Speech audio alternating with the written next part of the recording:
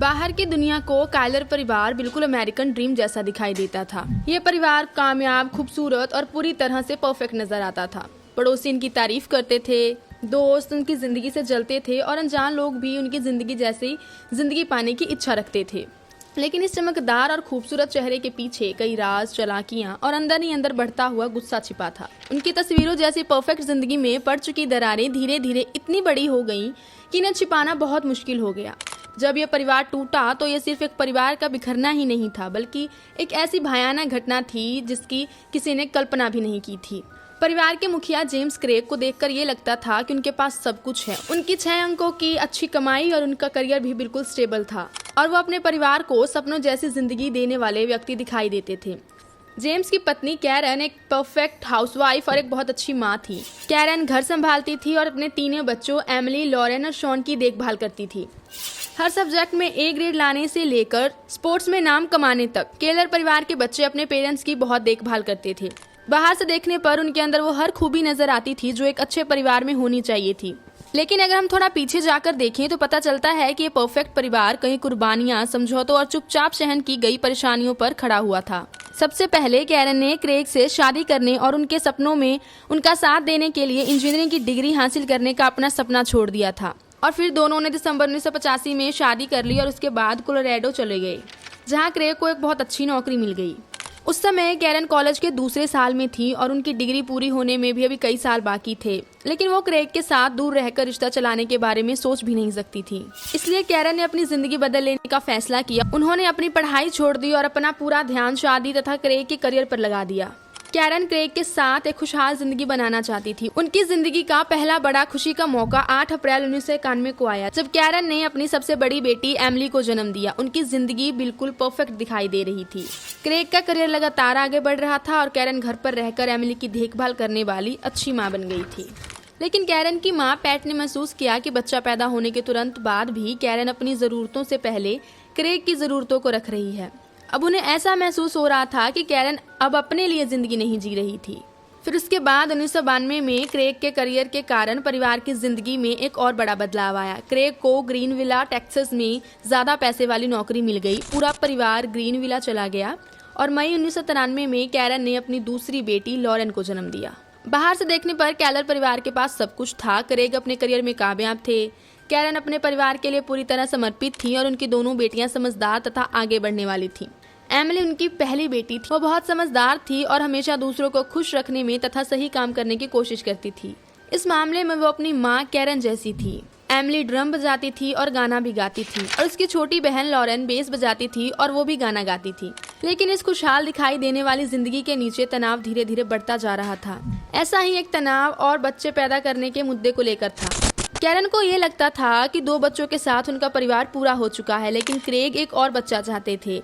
इस समस्या को हल करने के लिए दोनों ने एक असमान तरीका अपनाया। उन्होंने एक लिखित समझौता तैयार किया।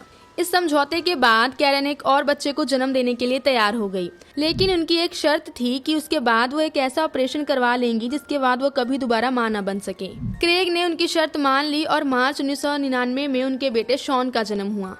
अपने समझौते का सम्मान करते हुए क्रेग ने बाद में नसबंदी करवा ली ताकि उनके परिवार में इसके बाद कोई भी बच्चा पैदा ना हो सके। इस समय तक उनकी जिंदगी एक बार फिर से स्टेबल दिखाई देने लगी थी। क्रेग को अगली नौकरी वेदरफोर्ड टेक्सास में मिली। ये डैलस के पास मौजूद एक शांत इलाका था। वहाँ भी क्रेग का करियर लगातार आगे बढ़ता रहा। हर बार की तरह कैरन ने खुद को नई जगह के हिसाब से ढाल लिया। उन्होंने वहाँ के लोगों के साथ घुलना मिलना भी शुरू कर दिया था। कैरन स्थानीय माताओं के एक समूह में शामिल हुई और इसके बाद वो उसकी अध्यक्ष बन गयी। इस तरह उन्होंने दोस्तों और मदद करने वाले लोगों का एक मजबूत समूह बना लिया था। कैरन ने यह भी ध्यान रखा कि उनके बच्चे हमेशा किसी न किसी गतिविधि में शामिल रहें। एमिली पढ़ाई और संगीत में बहुत अच्छा कर रही थी। लॉरेन खेलों और बैंड में आगे बढ़ रही थी। शॉन धीरे धीरे बेसबॉल में भरता हुआ सितारा बन रहा था। बाहर से देखने पर उनकी जिंदगी बिल्कुल परफेक्ट थी, लेकिन क्रेग को हर चीज परफेक्ट चाहिए थी। उनके इस जुनून में किसी भी गलती या कमी के लिए कोई जगह नहीं थी। वो अपने परिवार सहित हर व्यक्ति से बहुत ज्यादा उम्मीद रखते थे।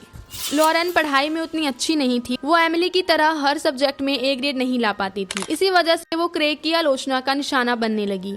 क्रेग को लगता था कि लॉरेन बिल्कुल भी पढ़ाई में अच्छी नहीं है। वो इस बात को लेकर उसका मजाक उड़ाने और उसे नीचा दिखाने से भी पीछे नहीं हटते थे।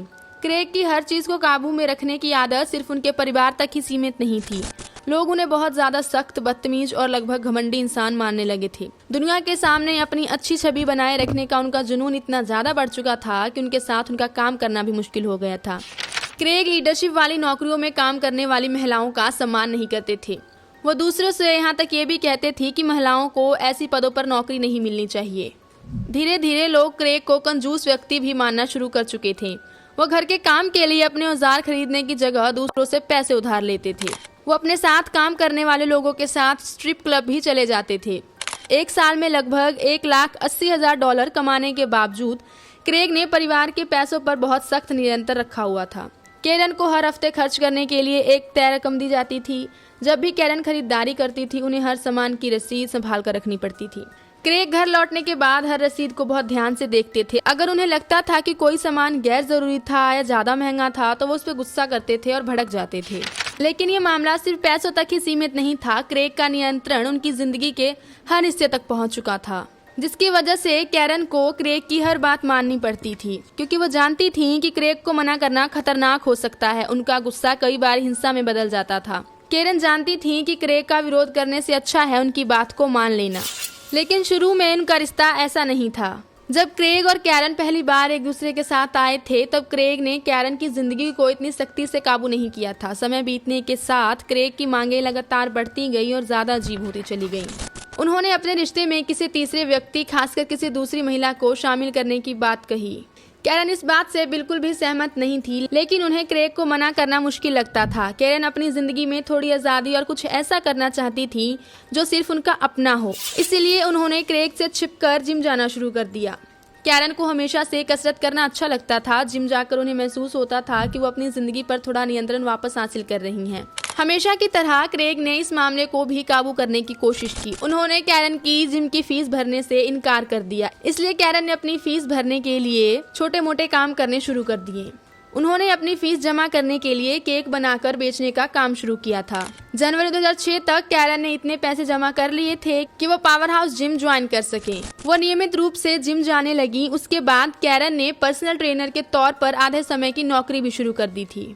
हैरानी की बात यह थी कि क्रेग ने कैरन को जिम जाने और काम करने, लेकिन उन्होंने इसके लिए एक शर्त रखी। क्रेग की शर्त ये थी कि बच्चों के स्कूल लौटने से पहले कैरन को घर पहुंचना होगा। और हमेशा की तरह कैरन ने इस बार भी काम में बहुत अच्छा प्रदर्शन किया। उन्होंने जल्दी ही जिम में कई दोस्त बना लिए, जिनके साथ वो काम के दौरान क्रेग के बारे में शिकायतें भी करने लगी। कैरन अपने दोस्तों को बताती थी कि क्रेग हमेशा उन पर गुस्सा करते हैं। वो चाहे कुछ भी कर ले, क्रेग को कभी अच्छा नहीं लगता और दोनों के बीच लगातार झगड़े होते रहते हैं। और कई बार तो उनके झगड़े इतने ज्यादा बढ़ जाते हैं कि उन्हें रोकने के लिए किसी बच्चे को बीच में आना पड़ता है। खराब दिनों में ये झगड़े शारीरिक हिंसा में बदल जाते थे और कैरन के शरीर पर चोटों के निशान पड़ जाते थे। जिम में लगभग हर व्यक्ति जानता था कि कैरन अपने रिश्ते में खुश नहीं है और क्रेग को छोड़ना चाहती है, लेकिन क्रेग ने उन्हें हर तरह से काबू कर रखा था। कैरन को घुटन महसूस होती थी। कैरन अपनी सहन करने की सीमा के बहुत करीब पहुंच चुकी थी। इसी दौरान उनकी मुलाकात सनी नाम के एक पर्सनल ट्रेनर से हुई और इसके बाद उनके हालात और उलझते चले गए। सनी शांत स्वभाव की और कैरन की बात समझने वाली महिला थी। उनकी मदद से कैरन अपने रिश्ते की सबसे अंधेरी सच्चाइयों के बारे में उनसे खुलकर बात करने लगी थी। ये ऐसी बातें थीं जिन्हें कैरन किसी और को नहीं बता सकती थी। समय बीतने के साथ सनी और कैरन सिर्फ दोस्त ही नहीं रही, दोनों के बीच एक इमोशनल और रोमांटिक संबंध बन चुका था। ये संबंध कैसे शुरू हुआ, इसे लेकर अलग अलग दावे किए गए हैं। कुछ लोगों का मानना ये था कि क्रेग ने ही इस रिश्ते को बढ़ावा दिया था, क्योंकि इससे पहले उन्होंने कैरन से किसी तीसरे व्यक्ति को अपने रिश्ते में लाने की बात कही थी। और वहीं दूसरी तरफ कुछ लोगों का मानना ये था कि कैरन और सनी का जो प्रेम संबंध है वो क्रेग को पता चलने से काफी पहले शुरू हुआ था। ये रिश्ता चाहे कैसे भी शुरू हुआ था, लेकिन बाद में ये 3 लोगों के संबंध में बदल गया। क्रेग ने सनी को प्यार भरे और छेड़छाड़ वाले मैसेज भी भेजे। वो कैरन और सनी दोनों के लिए फूल खरीदते थे और दोनों को छुट्टियों में एक साथ घुमाने बाहर ले जाते थे। हालांकि बाद में क्रेग ने इस बात से इनकार कर दिया था कि उन्होंने कैरन और सनी को एक दूसरे के करीब आने के लिए बढ़ावा दिया था। कैरन और सनी का संबंध किसी से छुपा हुआ नहीं था, लेकिन क्रेग लोगों के सामने एक अलग ही कहानी बताते थे। उनका दावा ये था कि कैरन उनकी शादी को बर्बाद कर रही है, लेकिन क्रेग के लिए सबसे बड़ी परेशानी ये थी कि उन्होंने दुनिया के सामने अपने परफेक्ट परिवार की जो छवि बनाई थी वो बिल्कुल टूटने लगी थी। समय बीतने के बाद 2008 में क्रेग को कैरन पर दोबारा नियंत्रण पाने का एक मौका दिखाई दिया। क्रेग को कोलंबिया मिसूरी में एक नई नौकरी की पेशकश मिली। इस नौकरी में उन्हें वर्तमान नौकरी से ज्यादा पैसे मिलने वाले थे। इसके साथ ही इस नौकरी के कारण कैरन और सनी को भी एक दूसरे से अलग होना पड़ता। क्रेग ने तुरंत ही इस नौकरी को एक्सेप्ट कर लिया, लेकिन दूसरी तरफ कैरन इस फैसले से पूरी तरह टूट गई थी, क्योंकि वो सनी को छोड़कर नहीं जाना चाहती थी। इसके अलावा वेथरफोर्ड में भी उनकी जिंदगी बहुत अच्छी तरह गुजर रही थी। उनके बच्चे स्कूल के अलग अलग गतिविधियों में शामिल थे। दोनों बेटियां एक बैंड में शामिल थी। शॉन बेसबॉल खेल रहा था और उनकी जिंदगी वहां पर बहुत अच्छे से गुजर रही थी। इसके बावजूद भी हमेशा की तरह क्रेग की इच्छा ही पूरी हुई। क्रेग कैरन से कुछ महीने पहले कोलंबिया चले गए। उन्होंने कैरन को वेथरफोर्ड में घर और बाकी काम समेटने के लिए छोड़ दिया। इस दौरान कैरन और सनी ने दूर रहकर भी अपना रिश्ता जारी रखने का फैसला किया, लेकिन क्रेग को इस बात की कोई भी जानकारी नहीं थी। उन्हें लगता था कि कैरन और सनी का ये जो रिश्ता है वो सिर्फ कुछ समय का अट्रैक्शन है। क्रेग को भरोसा था कि दोनों को अलग रखने के बाद कैरन दोबारा वैसी आज्ञाकारी पत्नी बन जाएंगी जैसी वह उन्हें देखना चाहते थे। आखिरकार जब कैरन बच्चों के साथ कोलंबिया पहुंची तो क्रेग को लगा कि सब कुछ पहले की तरह ठीक हो जाएगा। उन्होंने कैरन को स्वास्थ्य विज्ञान की डिग्री के लिए यूनिवर्सिटी ऑफ मिजूरी में दाखिला लेने की अनुमति दी।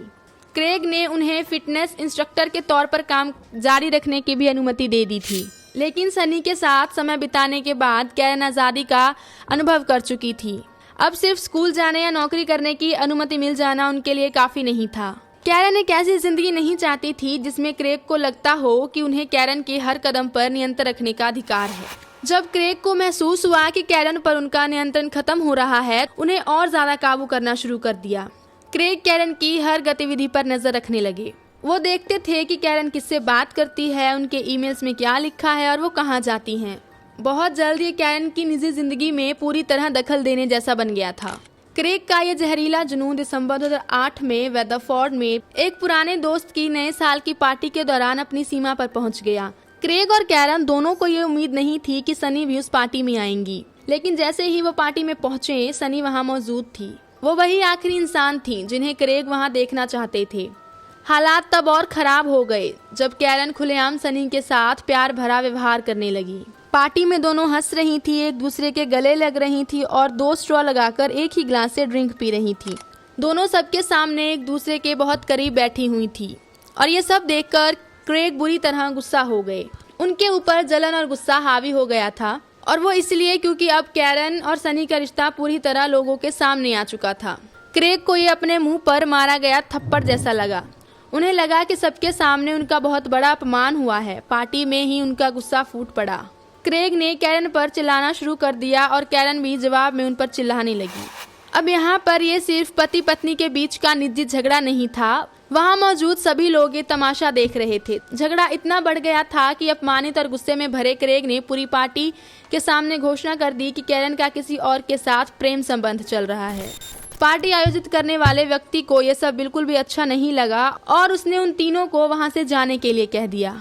लेकिन उनका झगड़ा वहीं पर खत्म नहीं हुआ था। घर के सामने वाले मैदान में भी उनका झगड़ा जारी रहा और बहुत जल्द ये शारीरिक हिंसा में बदल गया। गुस्से में बेकाबू क्रेग ने कैरन को धक्का दे दिया। कैरन जमीन पर गिर गई और उनका सर जमीन से टकरा गया। अगली सुबह तक दोनों पिछली रात की उस घटना से जूझ रहे थे।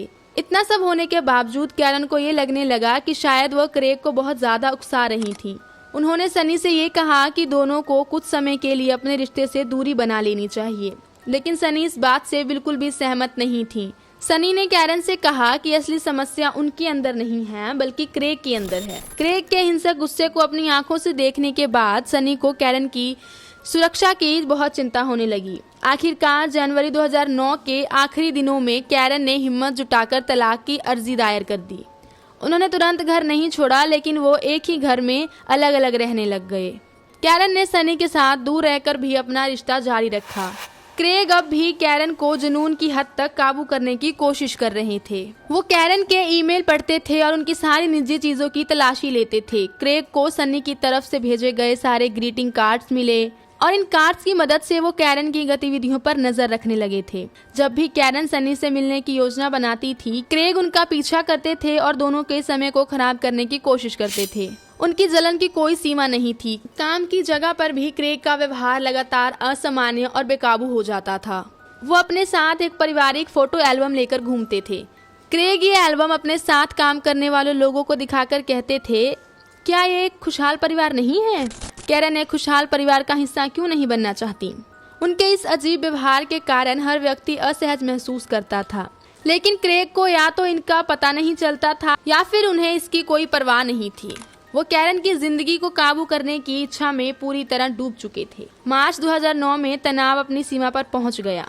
क्रेग ने नगर परिषद की एक बैठक में भाषण दिया था। कैरन उन्हें समर्थन देने के लिए वहां पहुंची थी, लेकिन बैठक के बाद दोनों के बीच एक बार फिर से बहुत तेज बहस शुरू हो गई। इस बार क्रेग का गुस्सा शारीरिक हिंसा में बदल गया। उन्होंने कैरन पर हमला किया और कैरन ने पुलिस को फोन कर दिया। क्रेग को घरेलू हमले के आरोप में गिरफ्तार कर लिया गया। पुलिस के दिए गए बयान में कैरन ने बताया कि क्रेग ने उन्हें बाहर जाने से रोकने के लिए शारीरिक रूप से उनका रास्ता बंद कर दिया था। क्रेग ने कैरन को एक कैबिनेट के पास कोने में फंसा दिया था।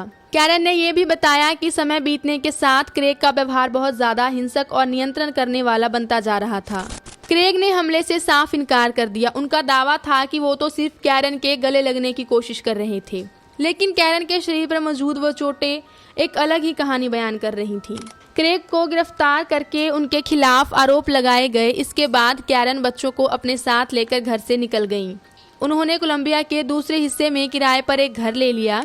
कैरन ने दोनों के साझा बैंक अकाउंट से $50,000 भी निकाल लिए, और ये इस बात का साफ संकेत था कि वो आखिरकार क्रेग के जहरीले और खतरनाक नियंत्रण से आज़ाद हो रही हैं।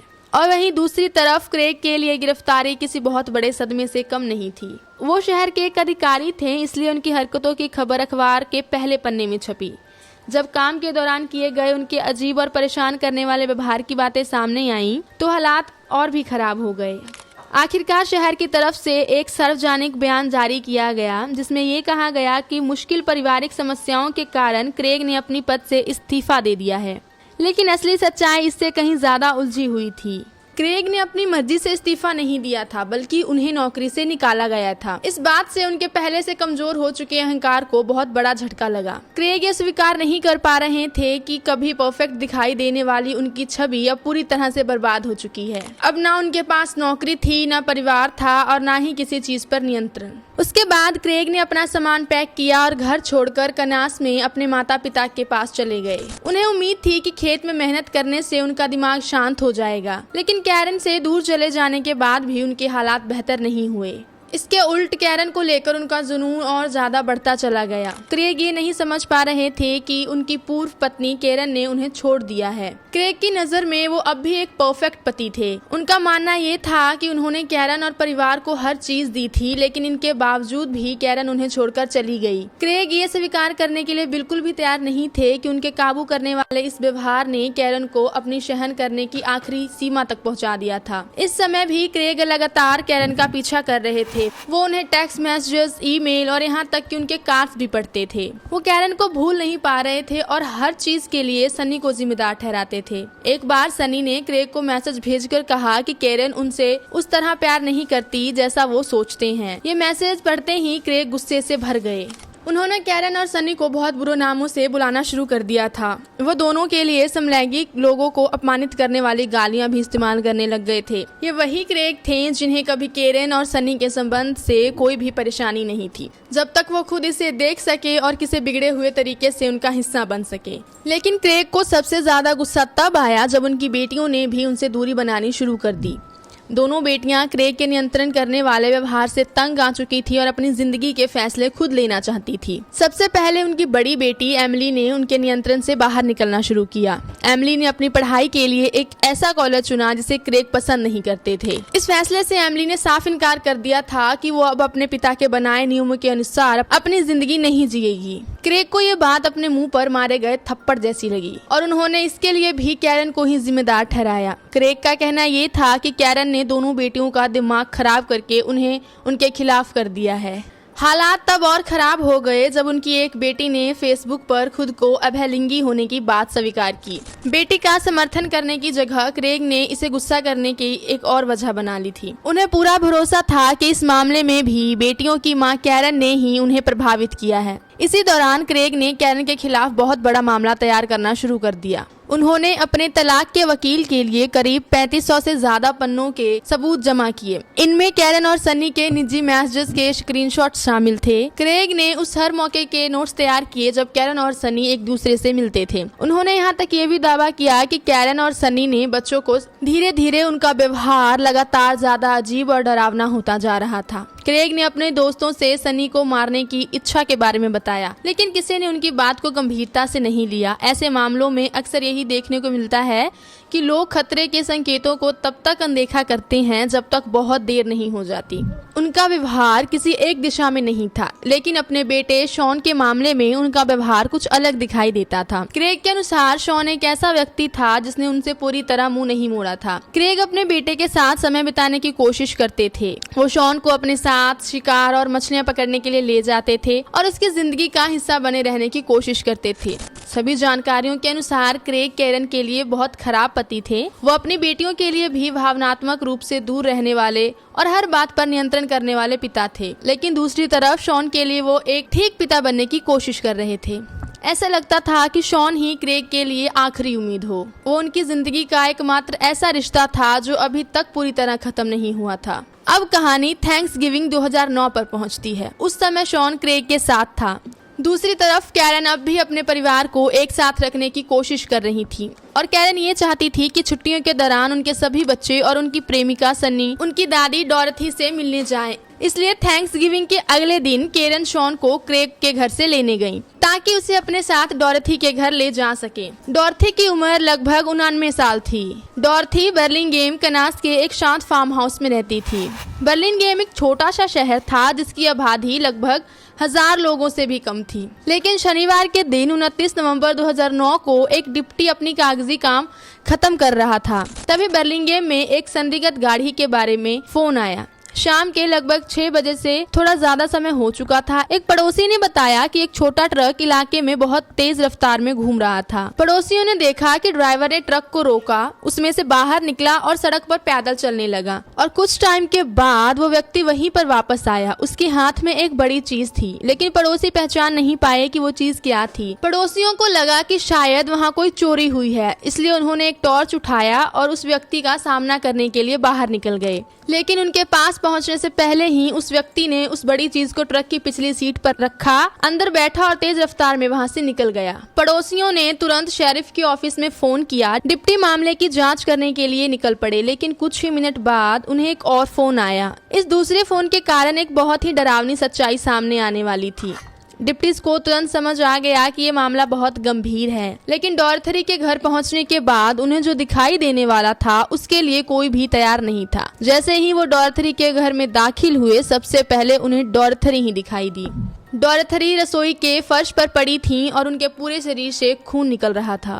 उन्हें कई गोलियां मारी गई थीं, लेकिन अभी वो जिंदा थीं, लेकिन उनकी हालत बहुत ज्यादा गंभीर हो चुकी थी। डिप्टी तुरंत अगले कमरे में पहुंचे। वहां खाने वाली जगह में उन्हें कैरन मिली। कैरन को 2 गोलियां मारी गई थी और उनकी मौत हो चुकी थी। उसके बाद वो बैठक वाले कमरे में पहुंचे तो उन्हें वहां पर 18 साल की एमिली सोफे पे पड़ी मिली और उन्हें भी 2 गोलियां मारी गई थी। संभावना थी कि दूसरी गोली लगते ही एमिली के शरीर ने काम करना बंद कर दिया था और उसकी वजह से उनकी मौत हो गई।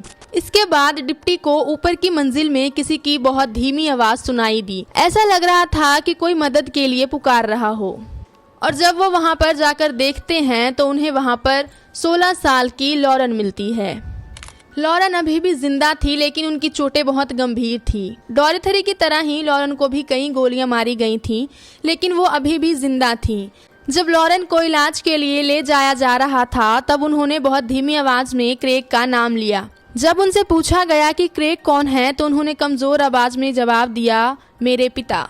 लॉरेन ने डिप्टी से बहुत धीमी आवाज में कहा कि मैं मरना नहीं चाहती, लेकिन इसके कुछ समय बाद ही लॉरेन भी अपनी गंभीर चोटों से हार गई और उनकी मौत हो गई। दूसरी तरफ डॉरथरी भी अपनी पूरी ताकत से जिंदगी के लिए लड़ रही थी, लेकिन कुछ समय बाद उन्होंने भी दम तोड़ दिया। अब उनके परिवार का केवल एक ही मेंबर जिंदा बचा था और वो था शॉन। शॉन अपनी इच्छा के बिना इस बेकार और भयानक खून खराबे का गवाह बन चुका था। शॉन के अनुसार वो और कैरन एक साथ बैठकर पुराने सिक्के साफ कर रहे थे और तभी ये डरावना हमला शुरू हुआ था। बिना किसी चेतावनी के क्रेग अपने हाथ में राइफल लेकर घर के पिछले दरवाजे से अंदर घुसे और उन्होंने केरन पर गोलियां चलानी शुरू कर दी। चारों तरफ अफरा तफरी मच चुकी थी। शॉन अपनी जान बचाने के लिए वहां से भाग गया। उसने मदद के लिए फोन करने के इरादे से कैरन का फोन उठाने की कोशिश की, लेकिन इससे पहले कि वो फोन कर पाता घर के अंदर और गोलियां चलने की आवाज गूंजने लगी। शॉन पूरी तरह डर चुका था। उसे समझ आ गया था कि अगर उसे जिंदा रहना है तो उसे घर से निकलना होगा, इसलिए वो अपने घर से भागकर साथ वाले पड़ोसी के घर में पहुंच गया। डिप्टीज ने क्रेग की तलाश में तुरंत एक सर्च वारंट जारी किया। अधिकारियों को उनकी कार ढूंढने में ज्यादा समय नहीं लगा। डिप्टीज को कार एक सुनसान जगह पर लावारिस हालत में खड़ी मिली थी। कार की जांच करने के बाद उन्हें कार के अंदर बहुत सारी गोलियां रखी मिली। चिंता की बीमारी के इलाज में इस्तेमाल होने वाली दवाइयां की बोतल्स भी मौजूद थी उस कार में। कई घंटों की तलाश के बाद उन्हें एक सुनसान सड़क पर घूमते हुए देखा गया। उनके कपड़ों की हालत खराब हो चुकी थी और वो बहुत खोए हुए दिखाई दे रहे थे। जब उन्होंने अधिकारियों को अपनी तरफ आते देखा तो उन्होंने भागने की कोशिश नहीं की। इसकी बजाय उन्होंने धीमी आवाज में कहा, मैं वही आदमी हूँ जिसे आप ढूंढ रहे हैं। इसके बाद क्रेग को बिना किसी विरोध के गिरफ्तार कर लिया गया। क्रेग के बचाव करने वाली जो टीम थी उनका दावा ये था कि क्रेग मानसिक स्वास्थ्य की समस्याओं से जूझ रहे हैं और वो अपनी आखिरी सीमा तक पहुंच चुके हैं। इन समस्याओं में डिप्रेशन और कई अलग तरह की बीमारियां शामिल होने का दावा किया गया। बचाव पक्ष के अनुसार क्रेग का मानसिक संतुलन अचानक टूट गया था और जिसकी वजह से वो अपनी हरकतों पर काबू नहीं कर पा रहे थे। लेकिन सरकारी वकीलों ने क्रेग की एक बहुत ज्यादा डरावनी तस्वीर पेश की। उनके अनुसार क्रेग ने जो कुछ भी किया था उनकी पहले से बनाई गई योजना थी। अपने दावे को साबित करने के लिए सरकारी वकीलों ने बहुत सारे महत्वपूर्ण सबूत पेश किए।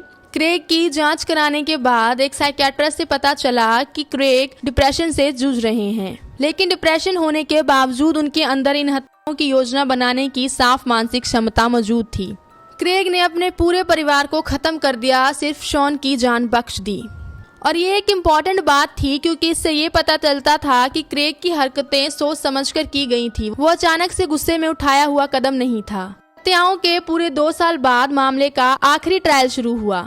उस समय शॉन की उम्र लगभग 12 साल थी। इतनी कम उम्र होने के बावजूद उसने बहुत हिम्मत दिखाई और अदालत में गवाही देने के लिए खड़ा हुआ। उसने बहुत साफ तरीके से उस डरावनी घटना के बारे में सबको बताया। शॉन ने वो पल भी बताया जब उसने अपने पिता को अपनी मां पर गोली चलाते हुए देखा था। उसकी गवाही के बाद इस बात में कोई शक नहीं था कि क्रेग की हरकत किसी एक पल में अचानक लिया गया फैसला नहीं थी। ये कई महीनों से अंदर ही अंदर बढ़ रहे गुस्से और सोच समझकर बनाई गई योजना का नतीजा था। सनी भी अदालत में गवाही देने के लिए आई। उन्होंने कैरन और क्रेग के हिंसा से भरे रिश्ते के बारे में जानकारी दी। सनी ने अदालत में बताया कि उन्होंने क्रेग के बदलते और हिंसक व्यवहार से कैरन को बचाने की कई बार कोशिश की थी। सनी ने बताया कि जब कैरन और सनी का रिश्ता शुरू हुआ था तब शुरुआत में क्रेग को इससे कोई खास परेशानी नहीं थी, लेकिन जब कैरन ने क्रेग को छोड़ने का फैसला किया तब उसका व्यवहार अचानक से बदल गया और वह दोनों के प्रति बहुत ज्यादा दुश्मनी रखने लगे।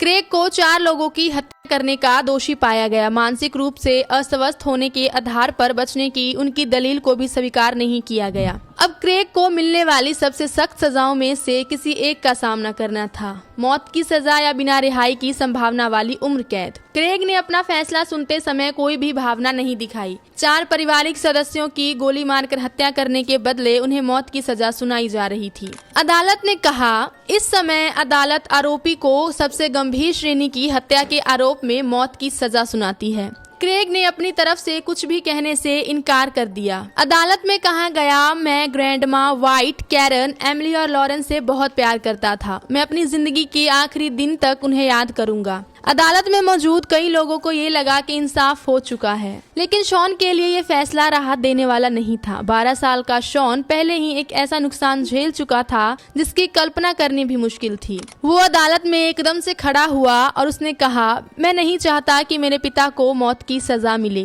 क्योंकि इससे मेरे दादा दादी के लिए बहुत मुश्किल हो जाएगी। मैं नहीं चाहता कि मेरा पूरा परिवार खत्म हो जाए। इतना दर्द अपनी आंखों से देखने वाले एक बच्चे के इन शब्दों ने वहाँ मौजूद कई लोगों को हैरान कर दिया। क्रेग की भयानक हरकतों के बावजूद भी शॉन अभी भी उन्हें अपने पिता के रूप में देखता था। शॉन की नज़र में क्रेग एक ऐसे व्यक्ति थे जिन्होंने उसके साथ प्यार और अच्छा व्यवहार किया था।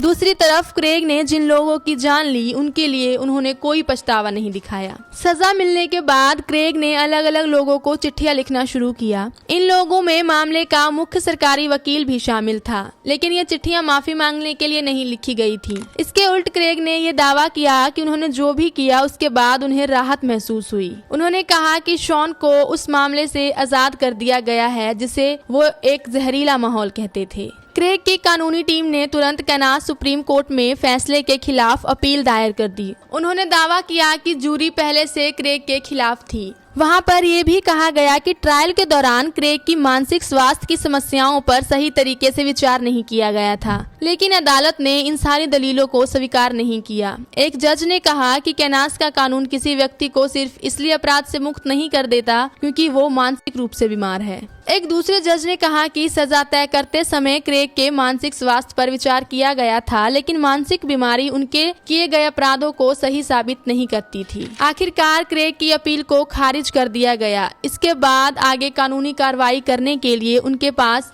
बहुत कम रास्ते बचे थे। अब उन्हें अपने किए गए फैसलों और अपराधों के नतीजे का सामना करना था। इस समय वो उन सारे कैदियों में शामिल थे जिन्हें मौत की सजा मिलने वाली थी, और वो अपने किए गए उन भयानक अपराधों की एक डरावनी याद बन चुके थे। कानूनी रूप से शायद इंसाफ हो चुका था, लेकिन ये कहना मुश्किल है कि कोई भी सजा उन लोगों की मौत की भरपाई कर सकती है जिनकी जान चली गई। सिर्फ यही उम्मीद की जा सकती है कि क्रेग अपनी बची हुई जिंदगी में अपनी हरकतों और अपने कारण हुई तबाही को याद करके परेशान होते रहें। जहां तक शॉन की बात है, उसकी कहानी हिम्मत और मुश्किल हालात से लड़कर आगे बढ़ने की कहानी है। इतना गहरा सदमा और इतनी परेशानियां झेलने के बावजूद शॉन ने खुद को इन हालात से बाहर निकाल लिया। उसने अपनी हाई स्कूल की पढ़ाई पूरी की और उसके बाद कैनास में काम करता रहा। और इसी के साथ ये कहानी यहीं पे खत्म होती है।